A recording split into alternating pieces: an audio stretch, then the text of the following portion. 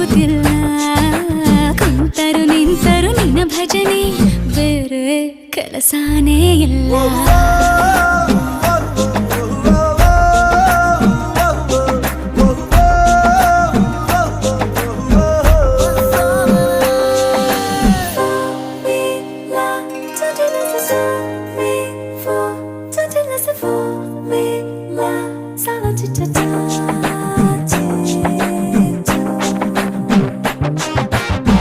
ದಿನರಾತ್ರಿಯು ನಿಲ್ಲದೆ ನಿನ್ನ ಜಾತ್ರೆಯು ಸಾಗಿದೆ ಇದಕ್ಕೊಂದು ಪರಿಹಾರ